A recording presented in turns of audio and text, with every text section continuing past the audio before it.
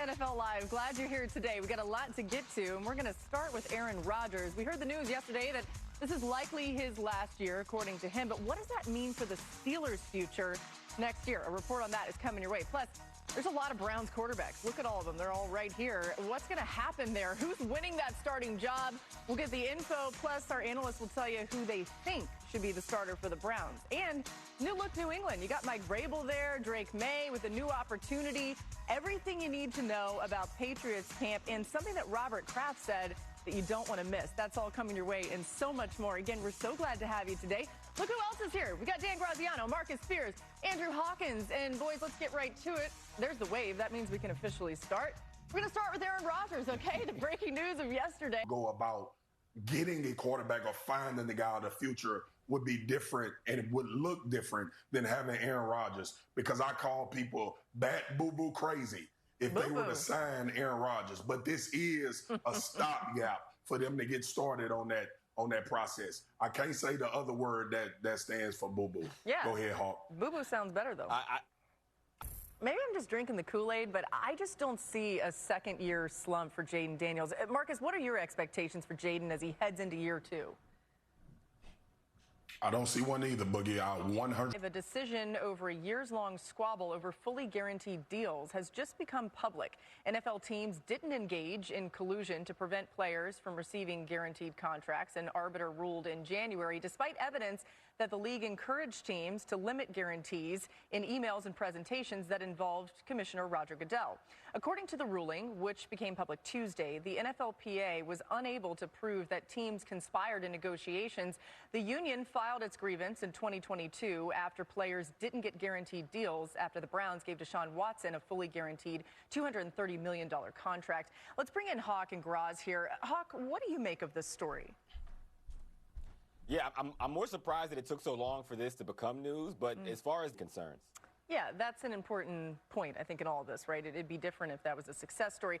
Graz, what does this mean for contract negotiation? That's the kind of thing players can do. That's legal for the employees to engage in that kind of behavior, and I think that should be the lesson for players and agents that comes out of this. I realize this is a little weedsy, but I think it's super important and great points from both of you. It does make me think, even you referenced T.J. Watt and Trey Hendrickson, like those are two players that should be comparing notes either way. All right, we'll keep an eye on it.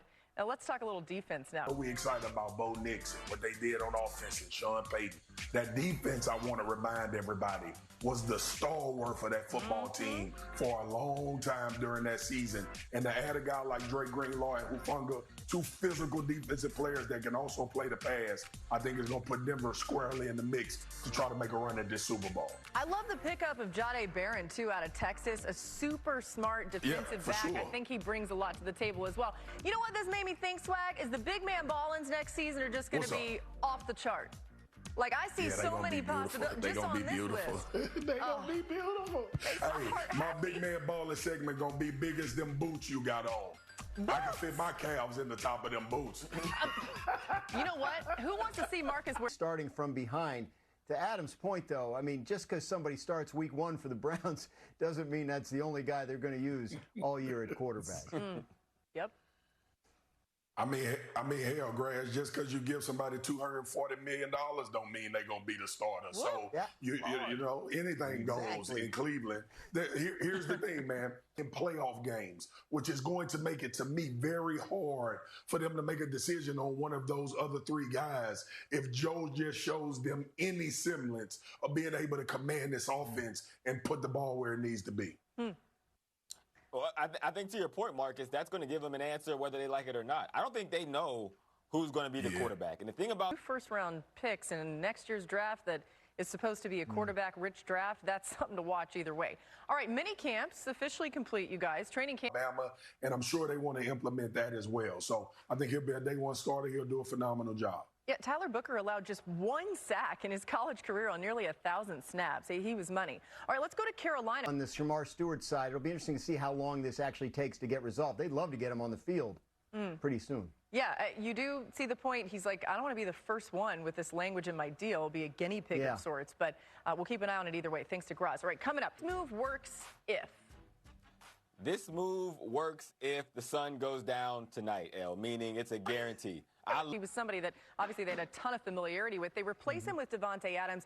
What do you think they're looking specifically to get out of Adams now? Yeah, it's sort of a better version of... Which is impressive enough in its own right. But Marcus, on the other side of the ball, this is a young and really talented group. What are your expectations for the defense this upcoming season for the Rams? I expect this defense to be straight up minute. Yeah, you can see them constructing the team to be built that way, right? They got a little taste of it last season. I expect to see him go deeper in the playoffs this year. Just feels like it's time. It's bubbling up. All right, coming up next, the Patriots made a number of on-field... All right, that's a promise. The Patriots, by the way, got their offseason started quickly, firing Gerard Mayo, hiring Mike Vrabel, who won 3 Super Bowls with the Pats as a player. He's the 16th coach in team history. New England made other offseason moves, the most notably new offensive and defensive coordinators, as well as Stephon Diggs, who played a career-low 8 games last season. We'll see how healthy he is. Plenty busy at the draft as well. 3 picks in the top 70, including Will Campbell at number 4. It's the highest the Patriots have selected an offensive lineman since 1973. Graz, you heard the comments there from Robert Kraft. What do you make of them?